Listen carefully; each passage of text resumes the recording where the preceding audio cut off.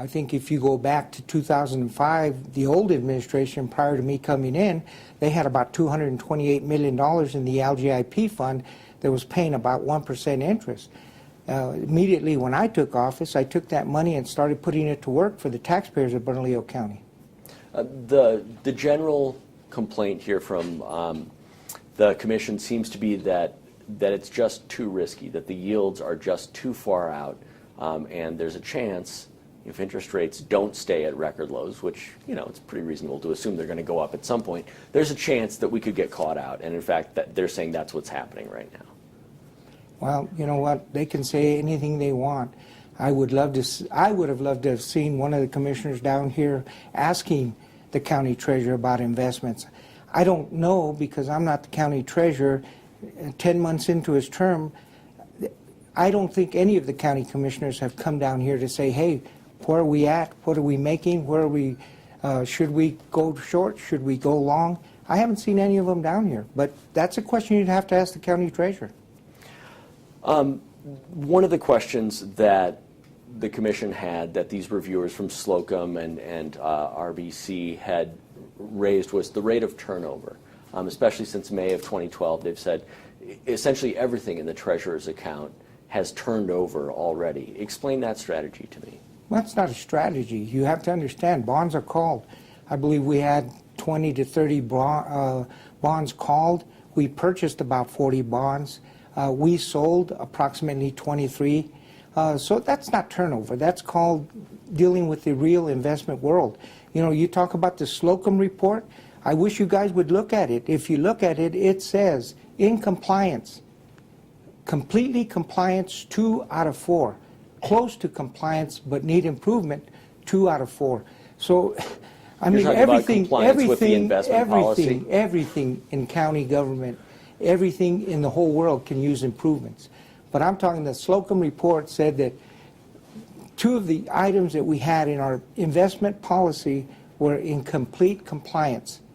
None of them were in out of compliance or near out of compliance. All of them were at least completely in compliance or almost completely in compliance. When you talk about everything needing improvement, that same report pointed out that best practices would indicate that most of that investment strategy needed to be changed. That's where we saw all the red saying that it just wasn't up to snuff. Well, which report do you want? You want the Slocum report? You want the RBC Capital report? That was just the Slocum. Well, I think the best thing for the Slocum report would be, what do they call a garbage can? Channel 30? I mean, not garbage, I don't know what they call it. But, I mean, that report's ridiculous. If we would have followed that report, taxpayers of Bernalillo County would lose over $23 million. I'm not going to let that happen to the taxpayers, and I know our county treasurer was elected to protect the taxpayers' money. He's not going to let that happen. You look at that Slocum report, $23 million the day they did the report. That's because they did a market-to-market analysis on those bonds. Today, those bonds are about $15 million short. So, hey man, if we would have waited 2 weeks, we would have had another $8 million. So let's follow the Slocum report. Make the taxpayers lose money? I don't think so.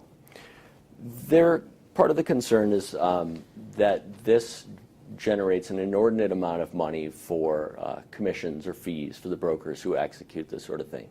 What does that structure look like? Well, I guess unless you know the bond market, I think you're asking the wrong question. None of the brokers charge a fee. They're doing it for free? Did I say they were doing it for free? You did. I said they don't charge a fee. We buy in the open market. If we buy a $5 million bond and we buy that bond at a discount and pay $490,000 or $4,900,000 for that bond, that's what we pay for it. It's just like going to Walmart or anywhere else. You buy a Barbie doll at Walmart and you pay $2.99 for it, and then you walk across the street to Kmart and find that same doll for $2. Did you pay 99-cent commission? Or did you buy something for $2.99 and you could have got a better price somewhere else? There is no fees by brokers. Now, you take a Slocum report, well, I guarantee you they're going to charge you a flat fee to manage your portfolio, somewhere around 40 basis points to maybe as high as 80 basis points. A $200 million portfolio, which is smaller than Bernalillo County's, is upwards of probably $250,000 in fees. We pay no fees. If we pay, say, 98% of a par value is on an investment, but we could have gone across the street and bought it for 96, wouldn't that be equivalent to a fee? I mean, by any other name? Absolutely, if that's what we did, but we don't. We get bids. We call 3, 4 brokers, sometimes 6 brokers. We say we want to buy, let's say, a Federal Home Loan Bank, and it's a 10-year maturity, and it's callable in 3 months. And this is the price. We get prices from 3 brokers, and we take the best price. I think you need to look and see how the market works before you start asking questions like that. Well, we've requested those explanations of those bids and things from this office, and they haven't been made available. And from what I understand, they haven't been made available to the state or to the folks up on the 10th floor either. They're operating in the dark. That's sad to say. Nobody's asked me. Well, we did. I know for sure. You didn't ask me. My name's Patrick Padilla. If you've asked me, please show me where. Okay. Ask me now. Okay, so what are the fee structures? There's no fees. So it's being done, how do those guys make their money, I guess, is what I'm asking. They buy from us and sell to someone else. We sell to someone else because they bought from someone else. There's not a fee structure. Call some brokers. Call, let me give you some names. Call Piper Jaffray's, call Jeffries, call Oppenheimer, call UBS, call Shearson. Call any one of them and ask them, what is your fee? I called, when they asked that question to me, and it wasn't you guys, but I think it was the New Mexico Securities Commission, I called 7 of the brokers I deal with. I said, send me a broker statement fee. We don't set broker statement fees. You know, I mean, guys got to do your homework. I can't do it for you. One of the companies that you mentioned there, Oppenheimer, they have a broker named Royce Simpson. What can you tell me about him? He's a broker, institutional broker. And what has he done for the county? He buys and sells bonds. I mean, he's one of my brokers. He has about 1/3, it looks like, of the county's business. Is that right? Depends on the day you're looking at. I can show you at times when Bank of Albuquerque had 36, 38% of our money. I can show you times when Shearson had, you know, lots of our money. I can show you times when Mutual Securities had. It depends on the day. You know, we're talking $5 million issues at times. And that might be one of the times when we bought a $10 million bond instead of a $5 million bond. So, you know, what you're talking about, you would have to pick a day, and then I can pick another day and show you somebody else different. So sure. We just kind of went back through the quarterly reports that this office has given to the County Commission and the Board of Finance the last 2-3 years, and it seems like our money seems to follow Royce Simpson. He has about $75 million now. When he worked for UBS, he had about $75 million. We don't do business with UBS anymore, right? They are now an approved broker. They are not an approved broker. They're They not on are your an list. approved broker. We got a list. It's not on there. Well, you better check with the county treasurer. I'm not the county treasurer. No, I understand. That's who we got that list from. You got that list from the county treasurer, then. Right. You know what? I was at the investment committee meeting when the 2 new brokers that are assigned to UBS were approved. So, I mean, I was just one of the committee members. Well, you're actually the chief investment officer here for the county. You should know, right, who the brokers are. Are you asking me if UBS is an approved broker? Yes. They are. Okay. Why did the county move money away from UBS and into Oppenheimer when Royce Simpson left UBS and into Oppenheimer? We didn't move money. You did. No. You moved $75 million from UBS within about 2-3 months of Royce Simpson leaving that job and going to join Oppenheimer. Now, I'm sorry, $75 you're million. wrong. You're wrong. We didn't move it.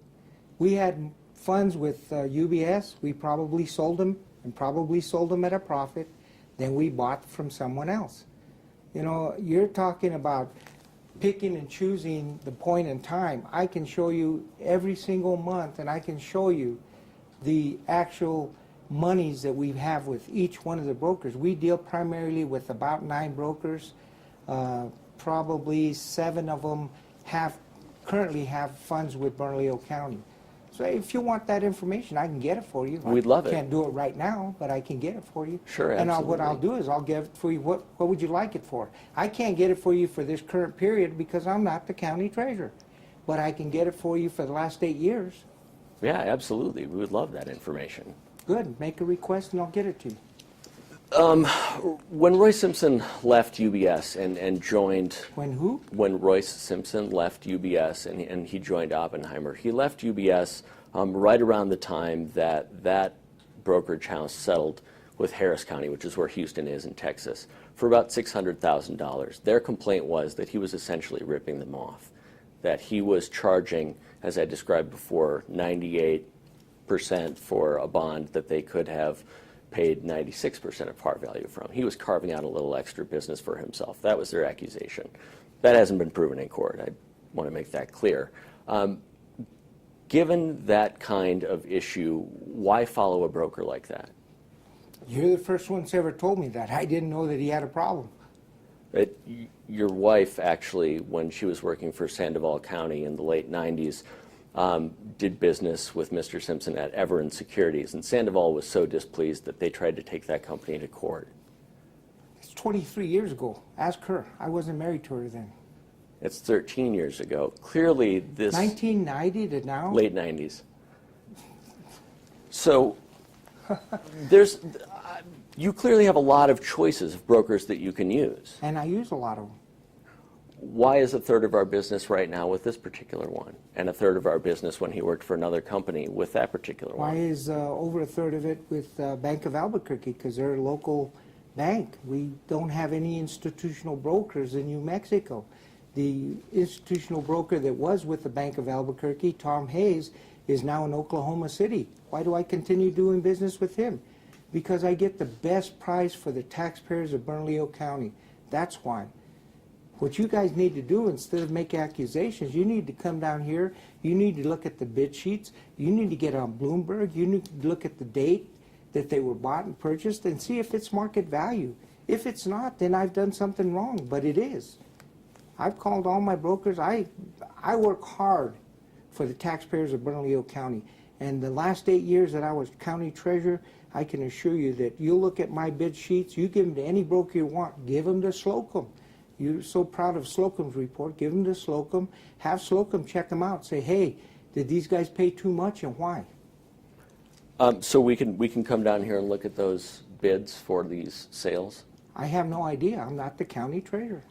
You just invited us to come down and look at them. No, I said you can come down here, and if I can make them available, I'm not the county. I can't just up and go to any department and say, I want this, I want that, I want this.